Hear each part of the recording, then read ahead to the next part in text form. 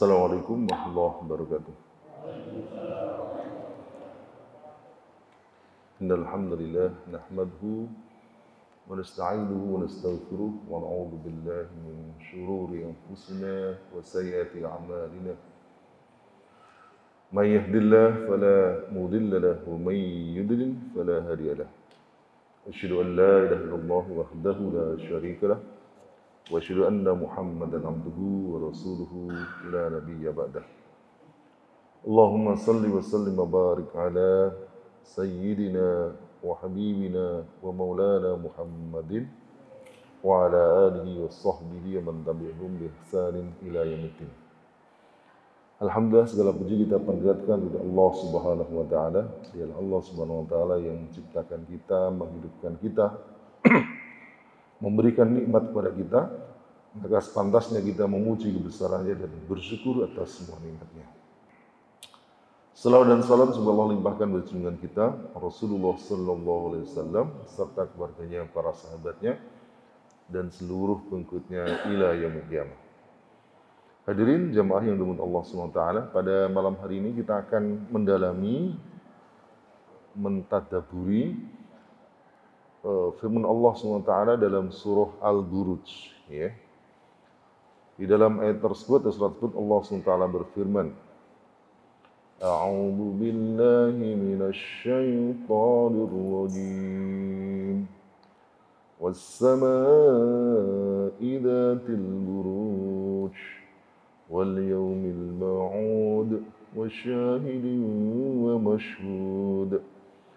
قُتِلَ أَصْحَابُ الْأُخْدُودِ النَّارِ ذَاتِ الْوَقُودِ إِذْ هُمْ عَلَيْهَا قُعُودٌ وَهُمْ عَلَى مَا يَفْعَلُونَ بِالْمُؤْمِنِينَ شُهُودٌ وَمَا نَقَمُوا مِنْهُمْ إِلَّا أَن يُؤْمِنُوا بِاللَّهِ الْعَزِيزِ الْحَمِيدِ الذي له ملك السماوات والأرض والله على كل شيء شهيد إن الذين فتنوا المؤمنين والمؤمنات ثم لم يتوبوا فلهم عذاب جهنم ولهم عذاب الحريق. Namanya surah Al-Buruj, ya.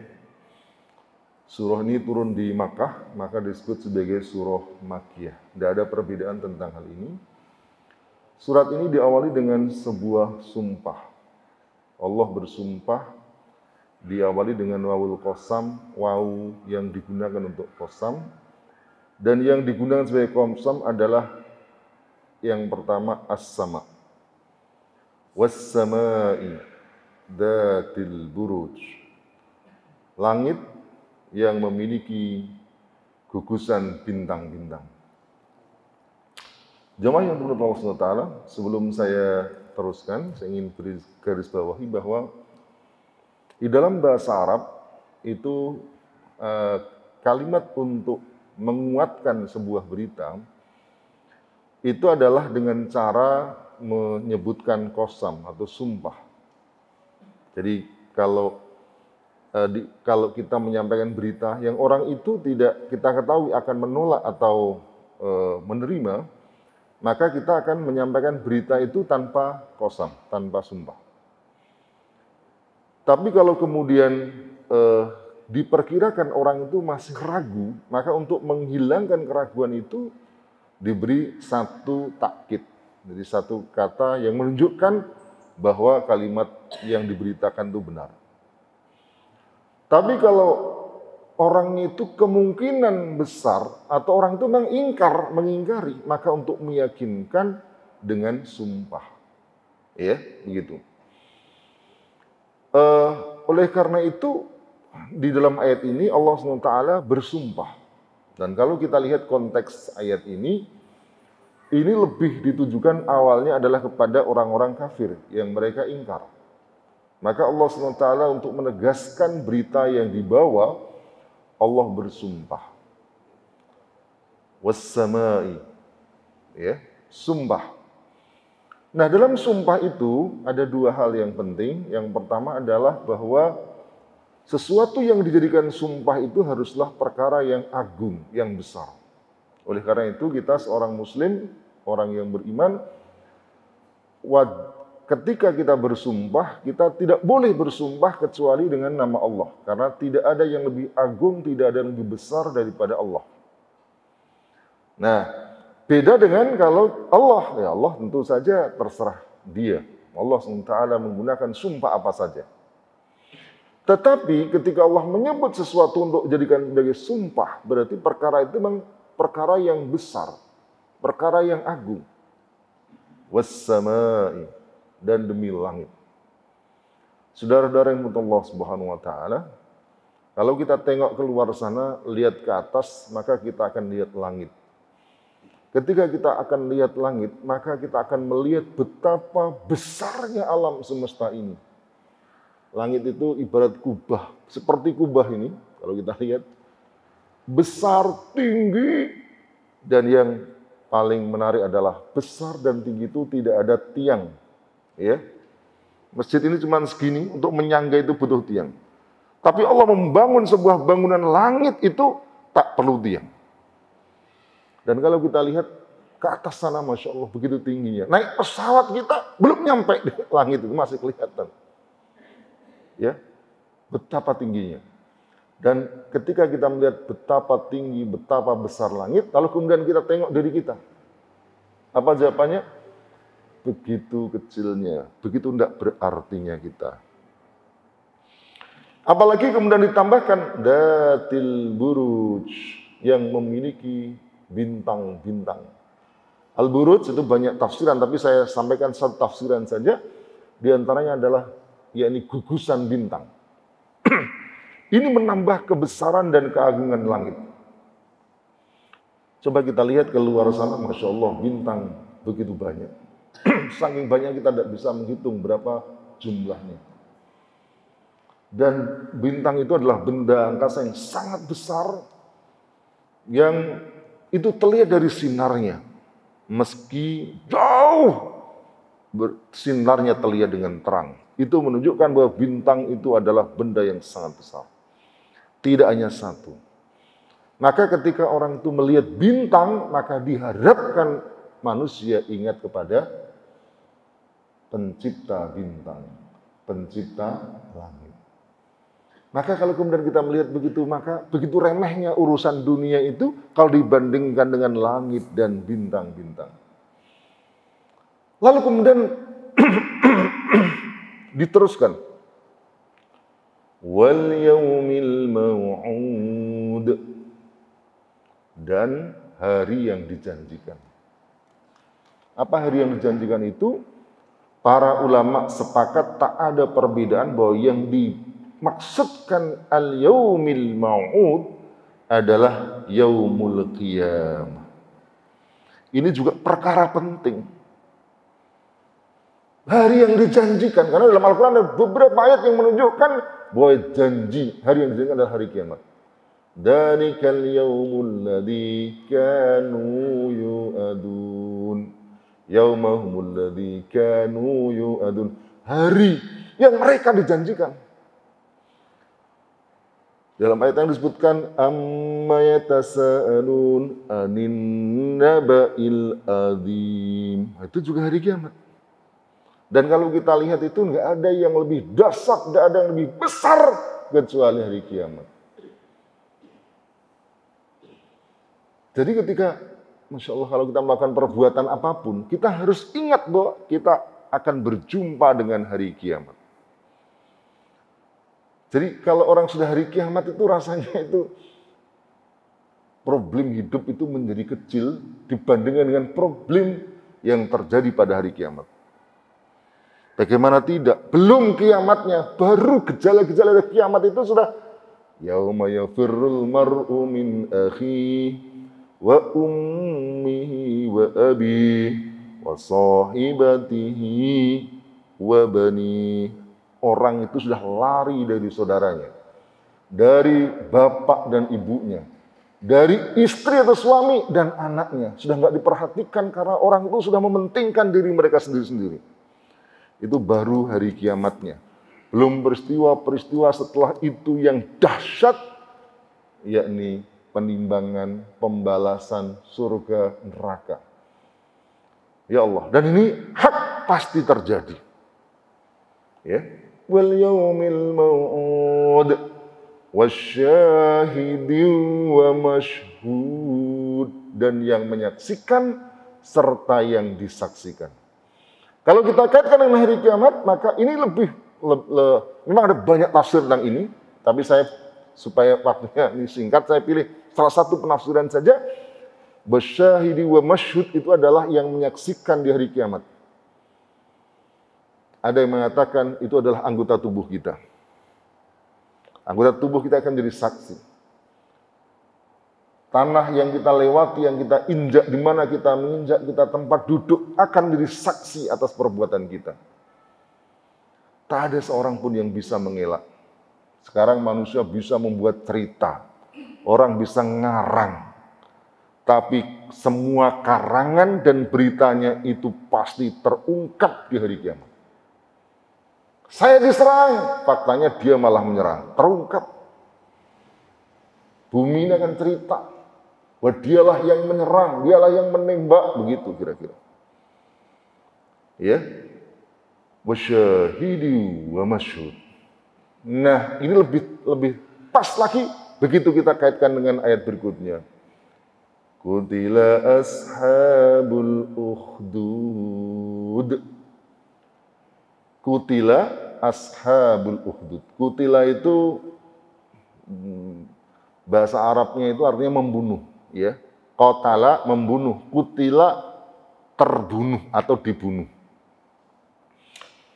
Tapi sebagian besar para mufassir mengatakan bahwa dalam konteks kalimat seperti ini maknanya bukan dibunuh atau terbunuh. Maknanya lu'ina, dilaknat, ya, terlaknat, terkutuk. Nah, gitu. Ini ucapan yang ditujukan kepada seseorang yang melakukan kejahatan besar sehingga mendapatkan kutukan. Kalau kita mengutuk seseorang, maka kutukan itu berupa akibat yang paling dahsyat menimpa orang itu. Apa itu?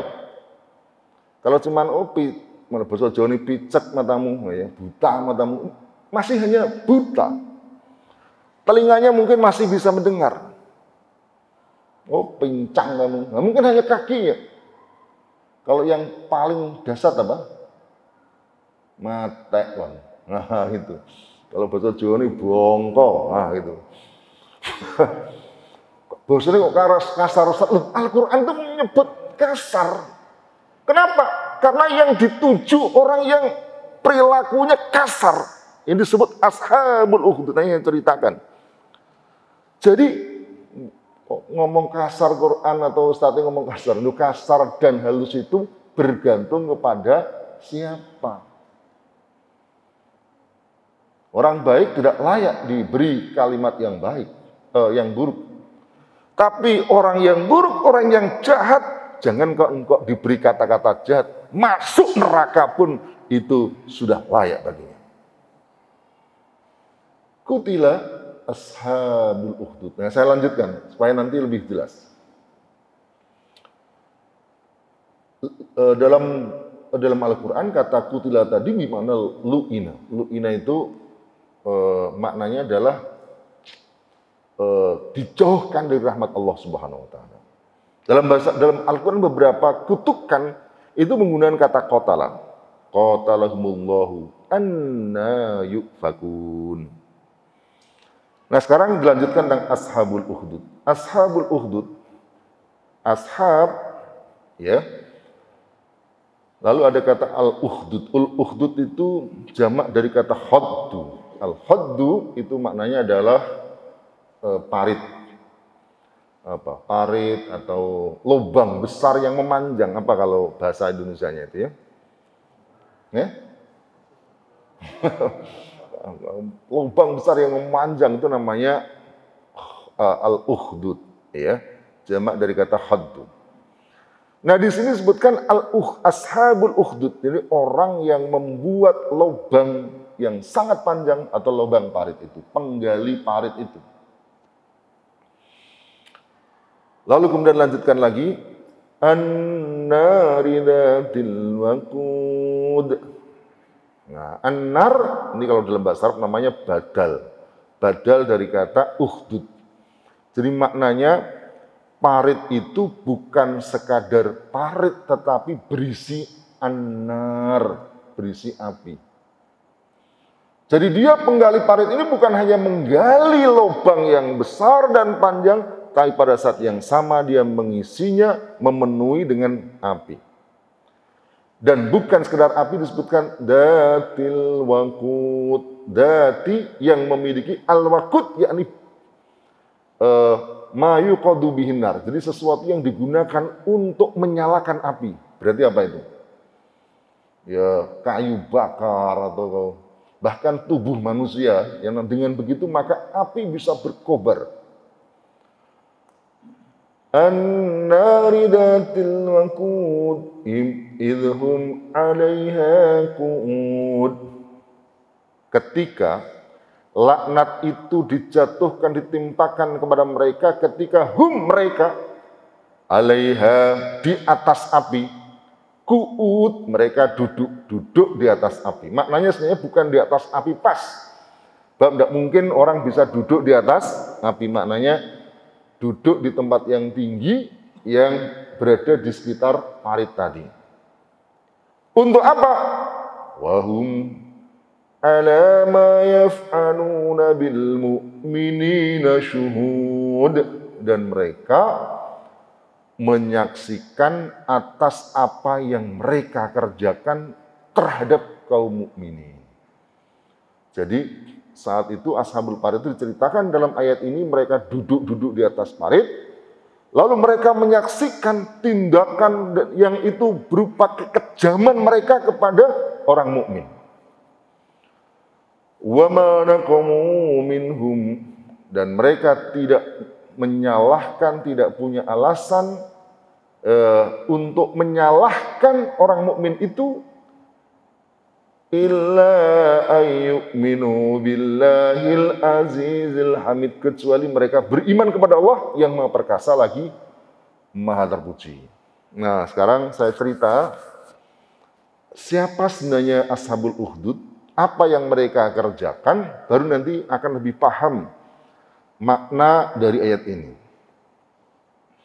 Ada beberapa penjelasan dari para ulama. Abu Hayyan Al-Andalusi dalam kitabnya Al-Bahrul Muhit, beliau mengatakan ada 9 pendapat. Sampai beliau tidak mau menyebutkan sudah banyaknya. Tapi dari berbagai macam riwayat itu intinya sama. Dan kalau mau kita ambil riwayat yang paling sahih adalah riwayat yang disampaikan oleh Suhaib yang diriwayatkan oleh Imam Muslim. Cerita singkatnya atau sedikit lengkapnya begini ceritanya, supaya nanti lebih memahami setting ayat ini. Ya, hadirin rahimakumullah.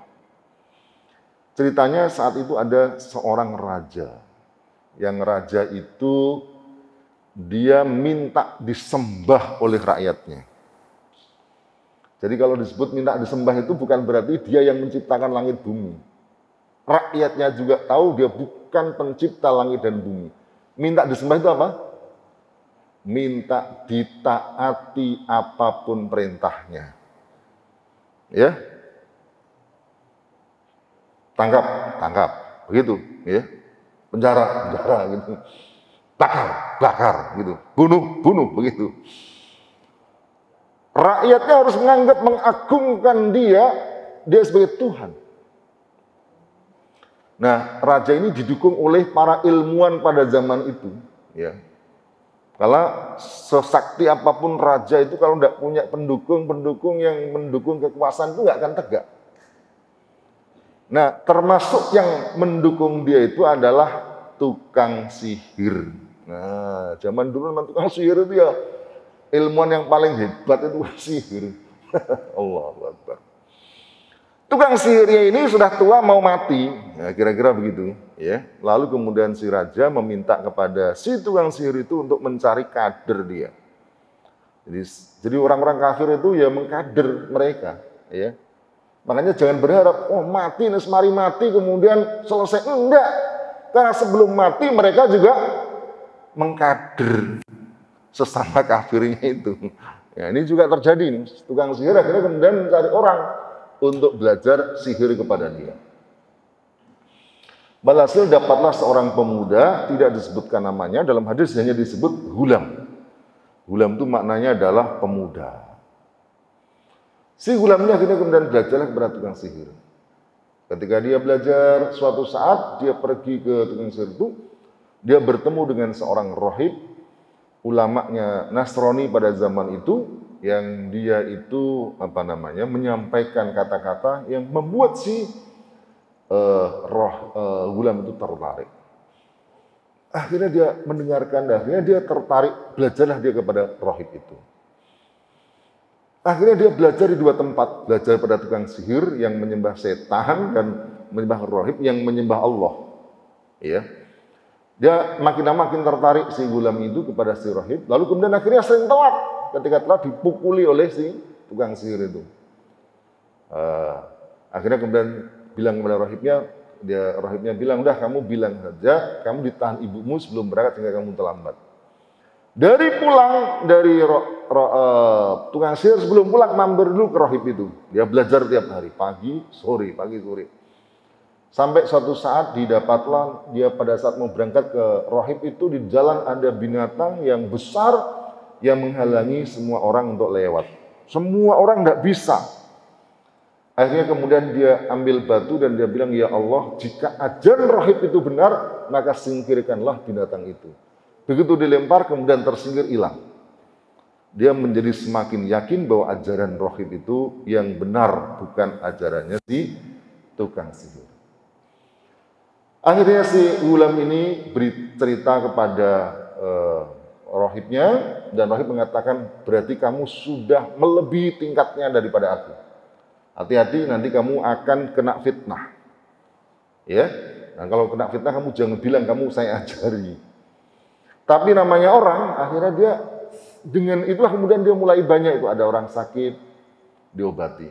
Ketika dia mengobati, dia katakan yang menyembuhkan bukan aku, yang mungkin adalah Allah. Kalau kamu beriman kepada Allah, sembuh kamu, sembuh. Sampai suatu saat ada orang dekatnya raja yang buta, lalu dia mendengar si Ghulam itu dia bisa mengobati, lalu kemudian dia bilang juga, aku tidak bisa mengobati. Yang mengobati adalah Allah. Kalau kamu percaya kepada Allah, iman kepada Allah, maka sembuh. Beriman dan kemudian sembuh. Ketika orang datang, si rajanya ini, pembantu raja ini, kemudian dia ceritalah kepada rajanya. Rajanya bertanya, kamu kok sekarang nggak buta lagi? Saya diobati oleh Ghulam. Kok bisa? Ya, dia katakan bahwa yang menyembuhkan aku adalah Allah. Marahlah si raja itu karena berarti ada Tuhan lain selain aku. Panggil si Ghulam itu, panggil. Panggil akhirnya kemudian si Ghulam akhirnya karena mungkin disiksa, lalu kemudian dia cerita yang ngajari dia rohibnya itu. Tidak terima, takut si Ghulam harus dibunuh. Akhirnya dikirim, dia bawa pasukan, dibawa ke atas gunung.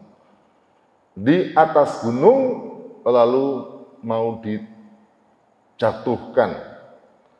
Belum jatuh si Ghulam berdoa kepada Allah SWT. Allahumma kni fihim.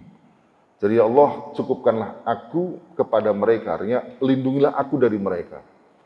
Gunung bergerak-gerak, lalu kemudian pasukan yang hendak mengeksekusi dia itu jatuh mati. Dia balik lagi ke raja. Loh, kamu kok pulang? Mana pasukan yang lain? Mati semua. Gitu. Lah kamu kok bisa selamat?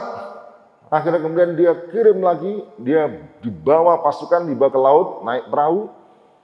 Maksudnya mau ditenggelamkan di laut. Sesampai di laut ternyata dia berdoa lagi si Ghulam ini, perahunya goyang-goyang, lalu kemudian pasukannya tenggelam semua, dia selamat, dia balik lagi pada raja.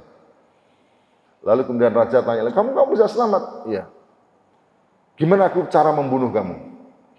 Gampang saja, kata si Ghulam. Kumpulkan seluruh rakyat di negeri ini di satu lapangan, lalu kemudian aku disalib dan kemudian panahlah atau bunuhlah aku.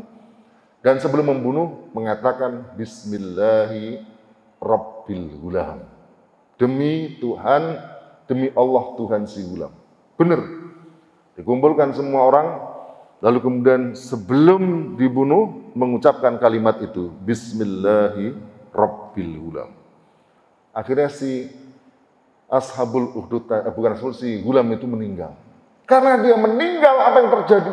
Rakyat yang hadir pada saat itu langsung menyatakan keimanannya. Benar berarti ini. Karena mereka mendengar si gulam ini dia apapun tidak bisa mati. Dan dia baru mati ketika yang membunuh itu dengan menyebut Allah. Mereka semua beriman. Raja terkaget-kaget. Kok rakyatnya tiba-tiba beriman ini? Sementara dia sudah selama ini yakin rakyatnya itu mengimani, mempercayai dia itu sebagai Tuhan. Akhirnya membuat keputusan.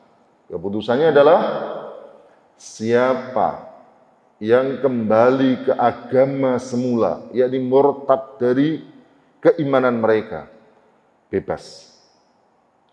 Tapi kalau tetap ngotot dengan keimanannya kepada Allah, tangkap, lempar ke parit yang berisi api tadi. Sampai diceritakan dalam hadis itu, ada seorang perempuan yang dia menggendong anak kecil, bayi, pada saat dia semacam ragu kasihan pada anaknya. Tapi dia juga beriman kepada Allah.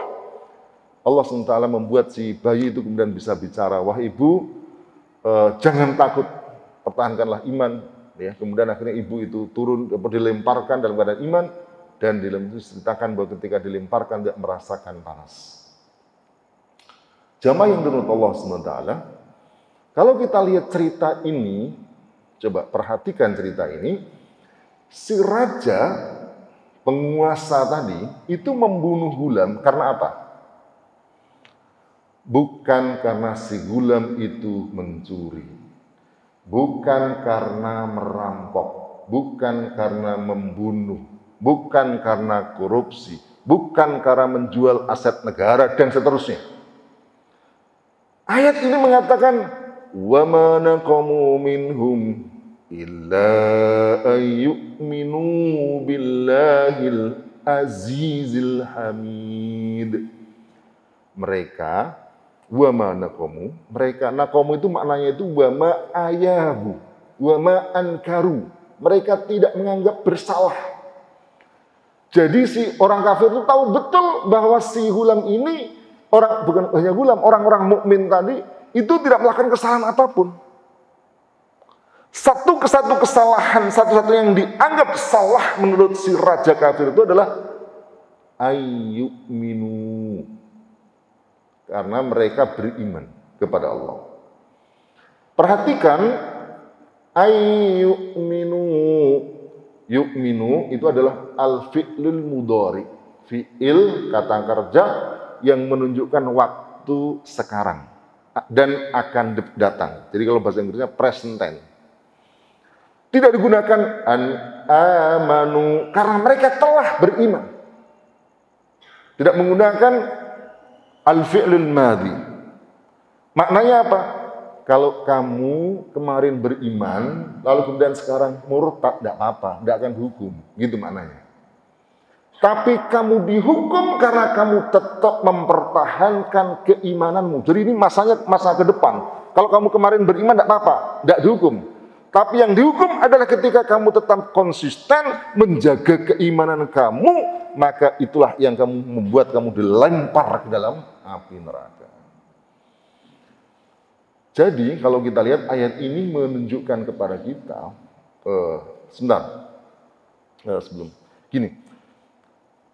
Menurut para ulama, ayat ini kan cerita tentang Ashabul Ukhdud.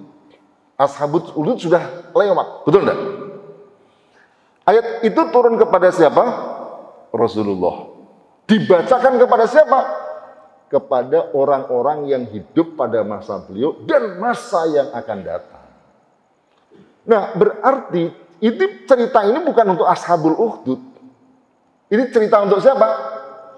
Untuk al-musyrikuna al-kafiruna alladzina asu fi zamanin Nabi sallallahu alaihi wasallam orang musyrik, orang kafir yang hidup di masa Nabi. Dan tentu juga masa sesudahnya. Bahwa maknanya gini, bahwa orang-orang musyrik itu sebenarnya perilaku mereka, tindakan mereka kepada kaum muslimin itu sebenarnya tak ubahnya kecuali tak ubahnya seperti siapa? Ashabul Uhdud. Mereka memusuhi Nabi SAW bukan karena Nabi jahat. Wong Nabi itu Masya Allah luar biasa. Sebelum jadi Nabi, itu mereka tahu Nabi itu tidak pernah berbohong. Ini orang baik. Sampai mereka sendiri menyebut Al-Amin, Shadiqul Amin, orang yang jujur, orang yang dipercaya, nggak pernah bohong. Luar biasa itu. Track recordnya itu nggak pernah berbohong. Jangankan yang besar, yang kecil saja nggak berbohong. Maka sebenarnya kalau yang kecil saja nggak berbohong, apalagi yang besar. Biasanya orang yang bohong itu kan urusan-urusan yang penting. Dari mana kamu ngopi? Masuk ngopi aja harus berbohong, harus kebacut. Ya. Nabi itu yang kecil-kecil, apalagi perkara Tuhan, perkara kiamat, gitu. Mereka senang dengan Nabi. Abu Lahab, tahu Abu Lahab ya? Abu Lahab itu kan pamannya Nabi. Saking senangnya dengan Nabi, apa? Dia punya anak namanya Utbah.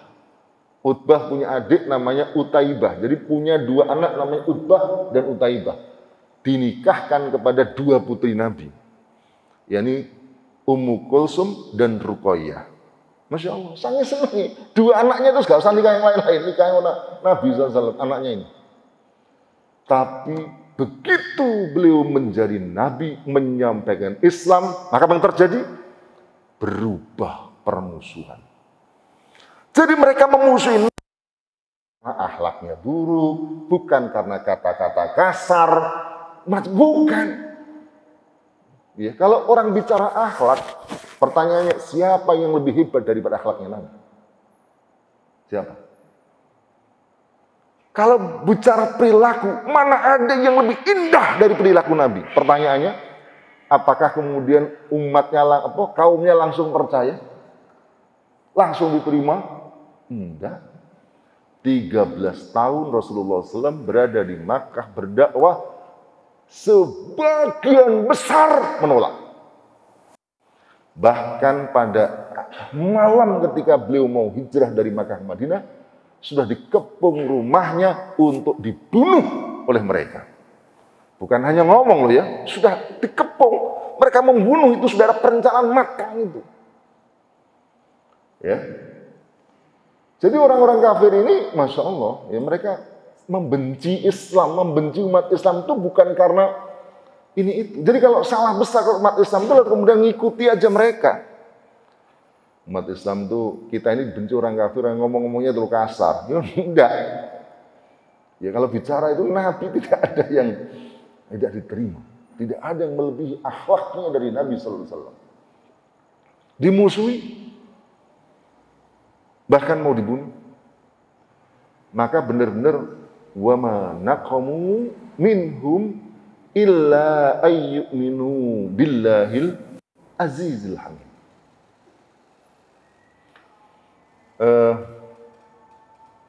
Terus lanjutkan sedikit ya. Mereka beriman kepada Allah. Luar biasa orang mukmin disebutkan billahil aziz, ya, beriman kepada Allah yang aziz, yang maha perkasa. Maknanya la yughlabu, tidak ada yang tidak dikalahkan. Jadi tidak ada yang bisa mengalahkan Allah. Siapa yang mengalahkan Allah? Allah yang punya langit bumi tadi, wassama idatil buruj wal yaumil mau'ud. Kok mau mengalahkan Gusti Allah? Ya apa caranya? Ya.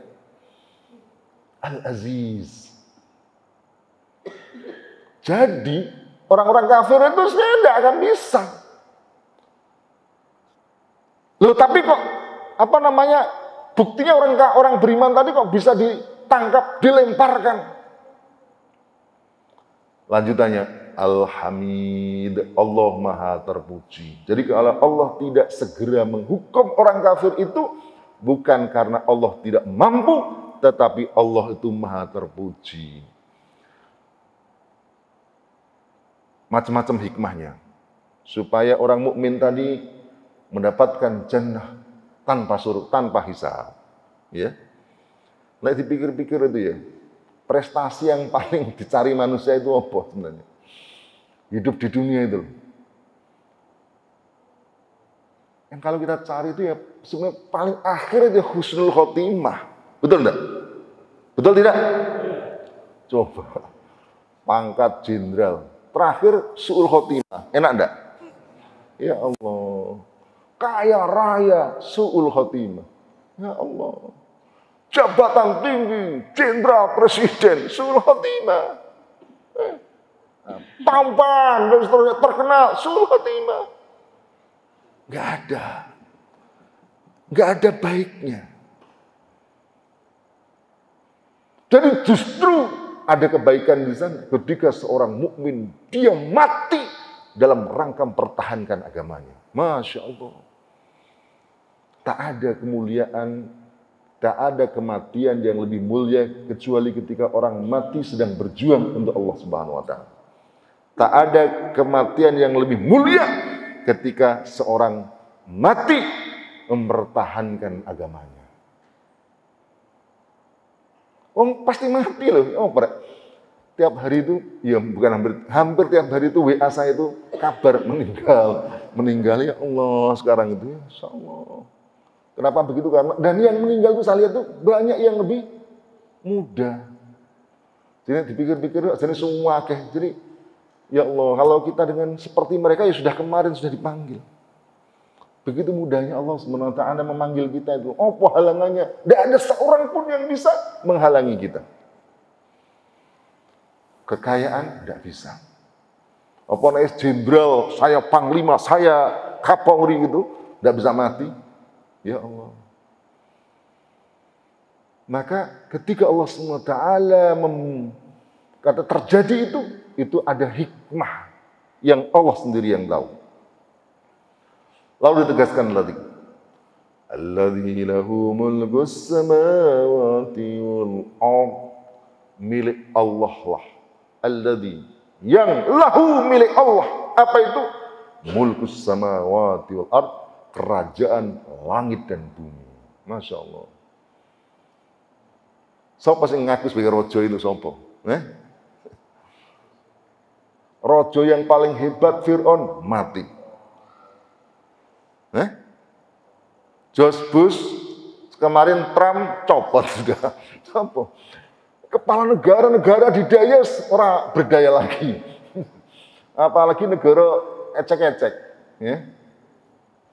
Ya Allah. Lahu mulkus samawati wal ard. Lalu ditutup. Wallahu ala kulli syai'in syahid. Ini kembali lagi. Allah menjadi saksi atas segala sesuatu. Kelihatan semua yang kita lakukan, yang kita ucapkan, bahkan apa yang kita simpan di dalam dada itu loh, Allah itu ngerti. Apa yang menjadi kerentak itu yang bergerak di situ. Saya mau ini, belum diucapkan, belum dikerjakan, Allah itu ngerti.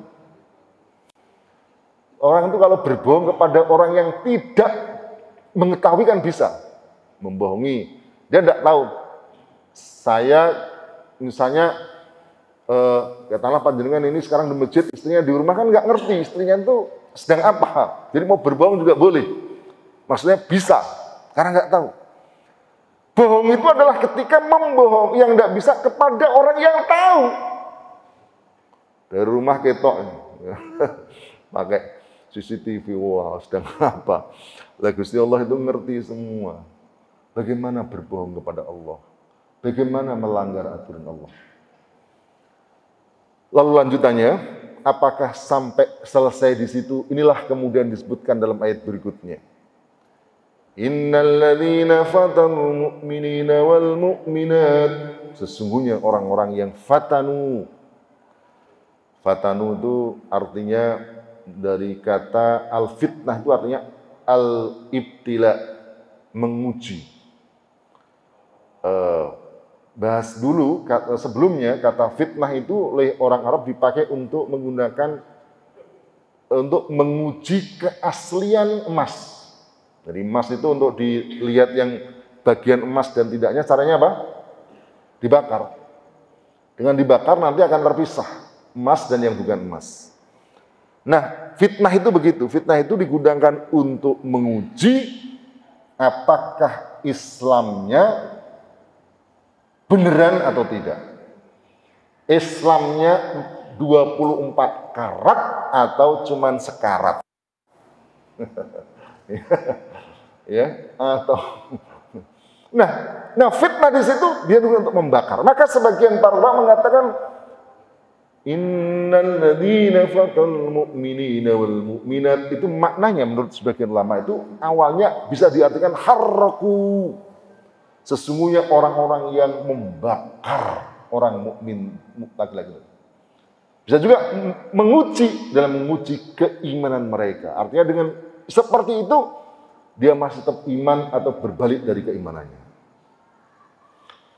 Tsumma lam yatubu, lalu dia tidak mau bertobat. Jadi sebenarnya ayat ini masih memberikan kesempatan. Kalau orang melakukan kejahatan bahkan sampai pembunuhan, itu masih Allah itu mengharapkan dia bertobat. Tsumma lam yatubu, ya. Kemudian dia tidak mau bertobat. Falahum adzabu jahannam, maka untuk mereka neraka jahanam. Mereka orang kafir, mereka menyiksa orang Islam, dapat neraka. Walahum adzabul hariq, dan adab pembakaran. Saya tanya, di neraka diapakan? Di neraka diapakan? Dibakar. Loh kok masih ada? Walahum adzabul hariq, dan adab dibakar lagi. Maka para ulama mengatakan bahwa maknanya jadi dia sudah di neraka jahanam dan dibakar. Artinya gini,